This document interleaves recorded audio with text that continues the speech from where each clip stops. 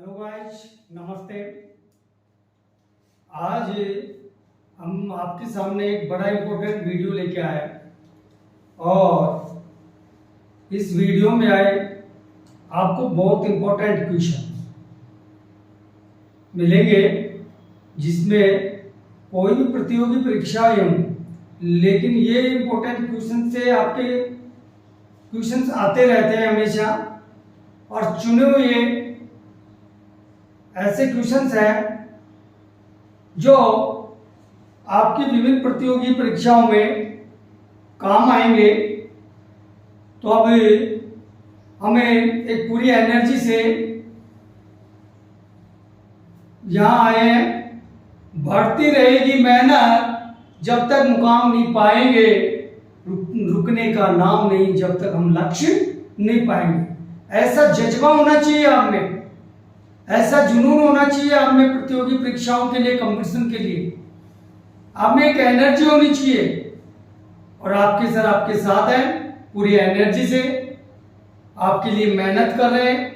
और मैं चाहता हूं कि मैं आपके लिए अच्छे अच्छे वीडियोज लेके आऊं, चाहिए आपके वो विभिन्न सब्जेक्टों से संबंधित हो और विभिन्न प्रतियोगी परीक्षाओं से संबंधित हो, लेकिन हमेशा अपने कॉन्फिडेंस को, अपनी एनर्जी को बरकरार रखें और पूरी तल्लीनता से, पूरे मनोवेग से और पूरे मन से तैयारी में लगे रहिए और मेरे से जुड़ते रहिए। हमारे इस चैनल के ऊपर आज जो हम वीडियो लेके आए हैं उसमें एक 20 क्वेश्चंस की एक सीरीज में आपके सामने लेके आया हूं। ऐसे बहुत सी सीरीज समय समय पर आपके सामने आएंगी और काफी इंपॉर्टेंट क्वेश्चन आएंगे। तो आज हम कुछ क्वेश्चंस देखते हैं, उनका अवलोकन करते हैं। पहला क्वेश्चन है, निम्न में से कौन सा खेल ओलंपिक में नहीं खेला जाता? कौन सा खेल ओलंपिक में नहीं खेला जाता? बड़ा इंपॉर्टेंट क्वेश्चन है। बहुत से खेल खेले जाते हैं ओलंपिक में, लेकिन ऐसा कौन सा खेल है जो नहीं खेला जाता? क्रिकेट, हॉकी, तैराकी, टेनिस। तो इसका राइट आंसर होगा क्रिकेट। इसको अभी तक ओलंपिक खेलों में मान्यता नहीं दी गई है, बाकी विचार चल रहा है। इसके अलावा हॉकी, तैराकी और टेनिस, ये खेल ओलंपिक से संबंधित है, इनको ओलंपिक खेलों में स्थान दिया गया है, केवल क्रिकेट को नहीं दिया गया है। ये इसका राइट ऑप्शन है। नेक्स्ट क्वेश्चन है, अंतरराष्ट्रीय ओलंपिक समिति का मुख्यालय, बड़ा इंपॉर्टेंट क्वेश्चन। अंतरराष्ट्रीय ओलंपिक समिति का मुख्यालय Moscow, New York, Los Angeles, not, इनमें से कोई नहीं। क्या पूछ रहा है आपसे? ओलंपिक समिति का मुख्यालय पूछ रहा है। तो इसका राइट ऑप्शन होगा मॉस्को। मॉस्को में ओलंपिक समिति का मुख्यालय है। मॉस्को क्या है, कहां है? अमेरिका।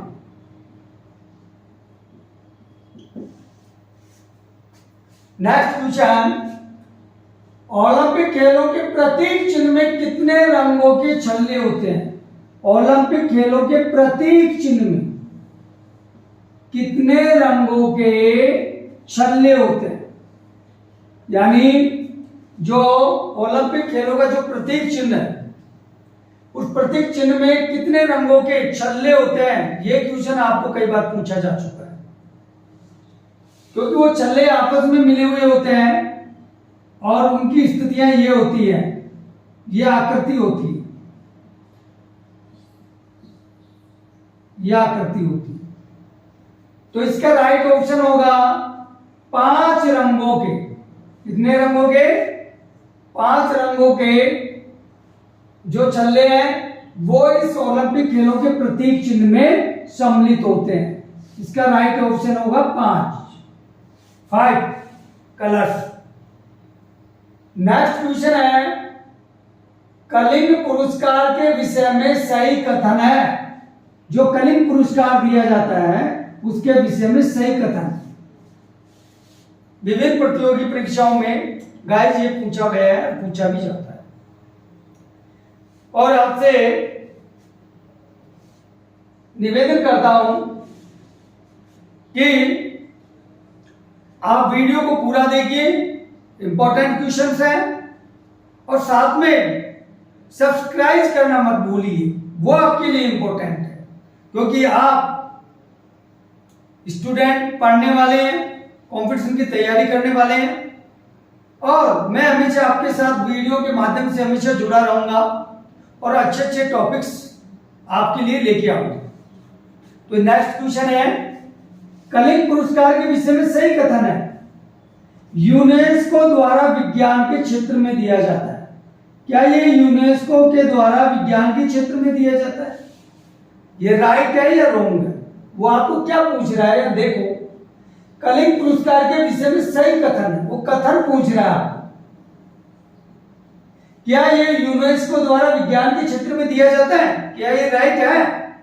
नहीं, ये राइट ऑप्शन है। नेक्स्ट है, क्या ये खेल के क्षेत्र में दिया जाता है? ये भी राइट नहीं, खेल के क्षेत्र में भी नहीं दिया जाता। या फिर ये उड़ीसा के प्राचीन नाम की स्मृति, क्योंकि उड़ीसा का प्राचीन नाम क्या था अशोक के समय में? कलिंग। तो ये उड़ीसा के प्राचीन नाम की स्मृति में दिया जाता है, क्या राइट ऑप्शन? नहीं है।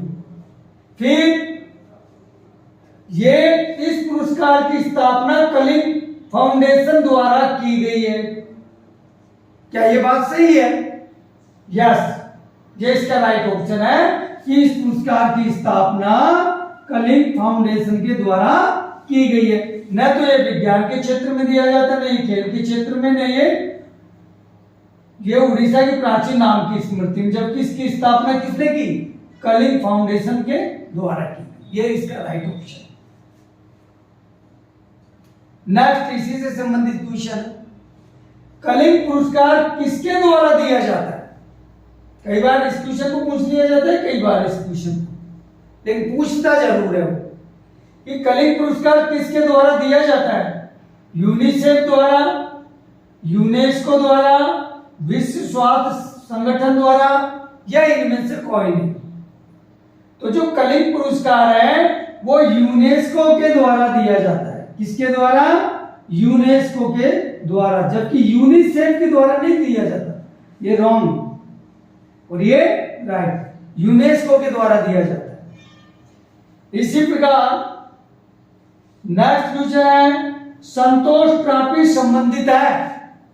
ये जो संतोष ट्रॉफी है वो किस खेल से संबंधित है? क्रिकेट, फुटबॉल, वॉलीबॉल या बैडमिंटन, किससे संबंधित है? कई बार आपको ये क्वेश्चन पूछा जा चुका है। तो इसका राइट ऑप्शन होगा फुटबॉल, क्योंकि संतोष जो ट्रॉफी है इसका संबंध फुटबॉल खेल से है, फुटबॉल से संबंधित है। नेक्स्ट क्वेश्चन है, संयुक्त राष्ट्र दिवस मनाया जाता है 20 अक्टूबर, 22 अक्टूबर, 24 अक्टूबर, या आपको 23 अक्टूबर भी डाल सकते हैं कंफ्यूजन करने के लिए, या फिर आप यहाँ 24 सितंबर भी डाल सकते हैं। तो आपको थोड़ा ध्यान से देखना पड़ेगा भाई, 24 सितंबर भी आ सकता है, 23 अक्टूबर भी आ सकता है, जबकि संयुक्त राष्ट्र संघ की स्थापना 24 अक्टूबर को हुई थी, इसलिए संयुक्त राष्ट्र दिवस कब मनाया जाता है? ये 24 अक्टूबर को ही बनाया जाता है। Next, discovery of India, Bharat की एक खोज, इस पुस्तक के लेखक। डिस्कवरी ऑफ इंडिया, भारत की एक खोज पुस्तक के लेखक है बाल गंगाधर तिलक, गोपाल कृष्ण गोखले, जवाहरलाल नेहरू, नॉट कोई नहीं। तो इसका राइट ऑप्शन होगा जवाहरलाल नेहरू। इन्होंने इस पुस्तक को लिखा है डिस्कवरी ऑफ इंडिया। इस पुस्तक में आप भारत की प्राचीन भौगोलिक स्थिति, भारत के रीति रिवाज, भारत का कल्चर, भारत की प्राचीन सभ्यता, किले इत्यादि के बारे में आप इस पुस्तक में पढ़ोगे। डिस्कवरी ऑफ इंडिया, भारत की एक खोज, इस पुस्तक में इन्हीं बातों का सविस्तारपूर्ण वर्णन किया गया है। नेक्स्ट, इसका राइट ऑप्शन ये हो गया, भारत ने ओलंपिक खेलों में किस वर्ष भाग लिया? बड़ा इंपॉर्टेंट क्वेश्चन। 20, 1924, 1926 या 1928? पहली बार भारत ने ओलंपिक खेलों में किस वर्ष भाग लिया? गाइस आपको ध्यान देना होगा, 1928 में, और वो भी किसमें? हॉकी में पहली बार भारत ने भाग लिया 1928 में, ओलंपिक खेलों में भाग लिया। नेक्स्ट क्वेश्चन, एशियाई विकास बैंक का मुख्यालय है? एशियाई विकास बैंक का, जो एशिया के देशों का बना हुआ एक संगठन है, एशियाई विकास बैंक, उस बैंक का मुख्यालय है वियना में, बैंकॉक में, मनीला में, नॉट, इनमें से कोई नहीं। तो एशियाई विकास बैंक का मुख्यालय कहां है? मनीला। यह आपका राइट ऑप्शन। इसी प्रकार नेक्स्ट क्वेश्चन, इंटरपोल का मुख्यालय है? क्योंकि ये क्वेश्चन कई बार आपको पूछा जा चुका है, ये दोनों क्वेश्चन 10 नंबर और 11 नंबर, एशियाई विकास बैंक, इंटरपोल। तो इंटरपोल का मुख्यालय कहां है? London, Paris, Berlin, Washington. तो इसका राइट ऑप्शन होगा पेरिस। पेरिस में इंटरपोल का मुख्यालय है। इंटरपोल एक ऐसी संस्था है जो विभिन्न देशों से जुड़ी हुई है और जो अंतरराष्ट्रीय स्तर के मामले होते हैं, चाहे वो अपराध से जुड़े हों या अंतरराष्ट्रीय स्तर के किसी मुद्दे से संबंधित, यदि वो मामला इंटरपोल में आता है तो उसका अन्वेषण इस संस्था के द्वारा किया जाता है, इस टीम के द्वारा किया जाता है, इंटरपोल के माध्यम से। और विशेष तौर से अपराधियों से संबंधित या अंतरराष्ट्रीय जो मामले होते हैं, अंतरराष्ट्रीय स्तर के, एक देश से दूसरे देश से संबंधित समस्याएं होती हैं, तो उससे संबंधित जो समस्याएं होती है वो इंटरपोल देखता है। और इसका मुख्यालय कहां है? पेरिस। नेक्स्ट, रेड क्रॉस का मुख्यालय कहां है, या रेड क्रॉस सोसाइटी का मुख्यालय कहां है? ब्रुसेल्स। रेड क्रॉस सोसाइटी का मुख्यालय कहां है? Brussels, Caracas, Geneva, Buenos Aires. Guys इसका राइट ऑप्शन होगा जिनेवा। जिनेवा में रेड क्रॉस सोसाइटी का मुख्यालय है। अब ये रेड क्रॉस सोसाइटी क्या है? ये एक अंतरराष्ट्रीय संस्था है और इसका कार्य क्या है? इसका कार्य है विभिन्न देशों में पुनर्वास करवाना, यदि किसी देश में जनसंख्या पुनर्वासनीय है तो उसकी स्थापना करना, उनके लिए राहत सामग्री पहुंचाना, उनकी हेल्प करवाना, यदि किसी देश में समस्या रोगग्रस्त है वहां के लोग तो उनके दवाइयों की हेल्प करना, युद्ध क्षेत्र के लोगों की हेल्प करना, और साथ में विश्व मानव कल्याण के कार्य करना, इस रेड क्रॉस सोसाइटी का प्रमुख उद्देश्य है। नेक्स्ट क्वेश्चन है, कुचिपुड़ी किस राज्य का नृत्य है?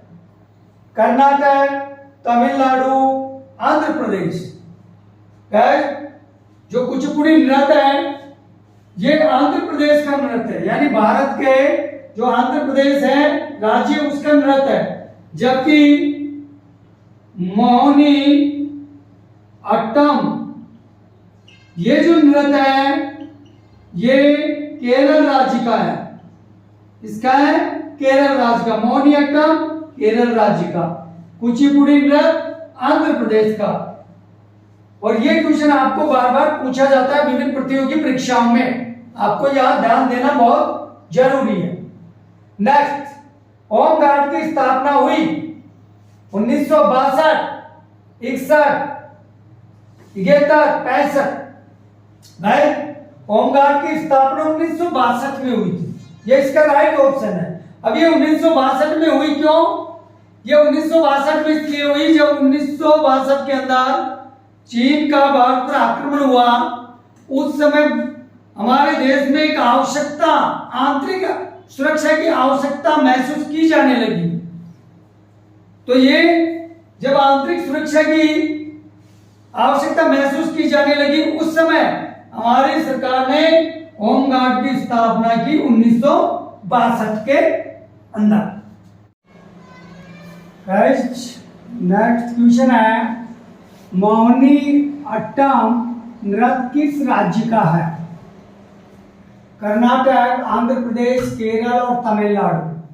जिसका राइट ऑप्शन होगा केरल। केरल का ये नृत्य मोहिनीअट्टम है, जबकि आंध्र प्रदेश का है कुचिपुड़ी। ये जो कुचिपुड़ी नृत्य है ये आंध्र प्रदेश का है, जबकि मोहिनीअट्टम नृत्य केरल का। तो केरल यहाँ राइट ऑप्शन होगा। नेक्स्ट क्वेश्चन है, विश्व पर्यटन दिवस किस दिन मनाया जाता है? 27 अक्टूबर, 5 अक्टूबर, 15 अगस्त, 9 दिन में से नहीं। तो विश्व पर्यटन दिवस 27 अक्टूबर को मनाया जाता है। बड़ा इंपॉर्टेंट क्वेश्चन है, कई बार आपसे इसको पूछा जा चुका है। 27 अक्टूबर इसका राइट ऑप्शन होगा। नेक्स्ट, मकर रेखा किस देश से नहीं गुजरती? कर्क रेखा, मकर रेखा, विषुवत रेखा। तो यह मकर रेखा पूछा है। आपको मालूम है भारत के नीचे की तरफ से गुजरती है। तो यह मकर रेखा किस देश से नहीं गुजरती? भारत, मिस्र, मैक्सिको की खाड़ी, इनमें से कोई नहीं। तो ये जो भारत, मिस्र, मैक्सिको की खाड़ी है, इनके बीच से नहीं गुजरती, इनके आगे जाकर गुजरती। तो इसलिए मकर रेखा न तो भारत में है, न मिस्र से गुजरती है, न मैक्सिको की खाड़ी से गुजरती है। तो राइट ऑप्शन होगा इनमें से कोई नहीं। किसी भी देश में, किन्हीं भी, ना भारत में, न मिस्र में, न मैक्सिको में, किसी में से नहीं गुजरती। और नहीं आगे, शिवालिंग के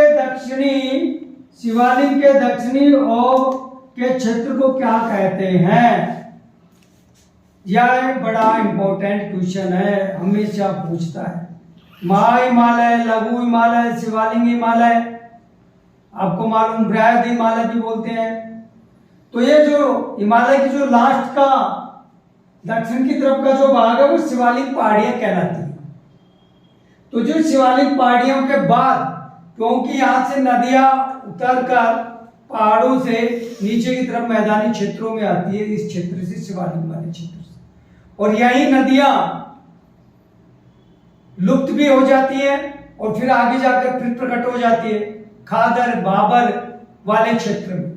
तो यहाँ ये क्वेश्चन पूछा गया है कि शिवालिक के दक्षिणी, यानी दक्षिण की तरफ, यानी हिमालय की दक्षिण की तरफ, ठीक है, यानी हिमालय की लास्ट की पहाड़ियां जो दक्षिण की तरफ है, उनकी बातें कर रहा है। तो शिवालिक के दक्षिणी ओर के क्षेत्र को क्या कहते हैं? उयूनस, भाबर, तराई, खादर। क्योंकि तराई क्षेत्र तो वो होता है जहां नदियां कंक्रीट में या उस पंखों में, जलोढ़ पंखों में लुप्त होकर गायब हो जाती है, वो तो तराई क्षेत्र होता है जहां बहुत ज्यादा जंगल होते हैं, वनस्पति होती है। जबकि खादर ये बाढ़ से संबंधित क्षेत्र होता है। और जो भाबर, जो नई मिट्टी वाला जो क्षेत्र होता है, जो नदी के दोनों पाटों के पास होता है, उस क्षेत्र में। तो शिवालिक के दक्षिणी ओर के क्षेत्र को क्या कहते हैं? भाबर कहते हैं। तो पहले भाबर आएगा, फिर तराई आएगा, फिर खादर आएगा। ये फर्स्ट नंबर है। ये सेकंड नंबर है, ये फिर थर्ड नंबर।